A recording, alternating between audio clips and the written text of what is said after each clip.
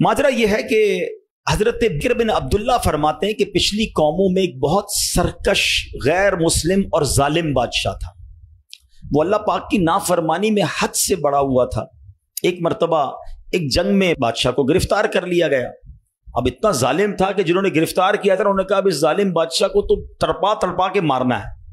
तो तय ये पाया कि इसको ऐसा करो कि तांबे की एक देग में डालते हैं और उसको ऊंची जगह पर लटकाते हैं और नीचे आग जलाते हैं ताकि ये जल भून कर मर जाए। ऐसे ही किया गया, तांबे की देग बनाई गई, नीचे आग लगा दी गई। अब आहिस्ता आहिस्ता जो है वो देग गर्म हुई, बादशाह की हालत खराब, पूरी देग गर्म हो जाए तो जिस्म झुलसने लगा। उसने पहले तो झूठे खुदाओं को पुकारा, मगर जिस सारी जिंदगी जिनके आगे पेशानी रगड़ी थी उन्होंने क्या जवाब देना था? किसी ने कोई जवाब नहीं दिया, कोई मदद नहीं आई। अल्लाह अकबर। अब जब सब उम्मीदें टूट गई ना, सब उसको पता चल गया कि अब मेरा आखिरी वक्त आ गया, अब मैं गया, अब मैं मारा जाऊंगा। तो अब ये बादशाह जो था मुसलमान नहीं था, इसने मुसलमानों के रब यानी खुदावंदे कुद्दूस को पुकारना शुरू कर दिया।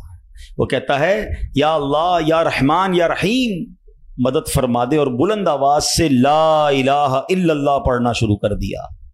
अब बादशाह ने इस मुश्किल घड़ी में अल्लाह से तौबा भी की कि अल्लाह मुझे माफ कर दे और बस मुझे बचा ले, अब मैं तेरी इबादत करूंगा, अब तक जो किया मुझे माफ कर दे। बुलंद आवाज से ला इलाहा इल्लल्लाह। उस देग में बैठा हुआ है, नीचे आग लगी हुई है।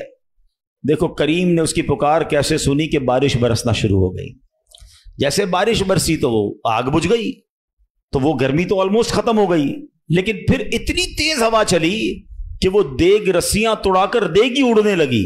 अच्छा, वो बादशाह ला इलाहा इल्लल्लाह ला इलाहा इल्लल्लाह की आवाजें बुलंद कर रहा है और देग उड़ रही है।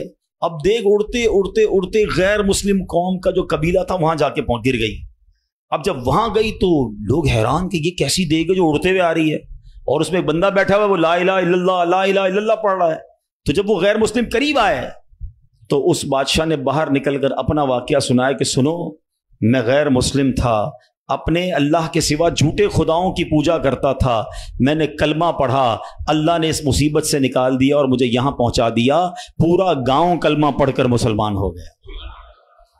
अल्लाह की जो ना कुदरत के नज़ारे हैं। अल्लाह ऐसे निकालता है बंदे को कि समझ भी नहीं आती।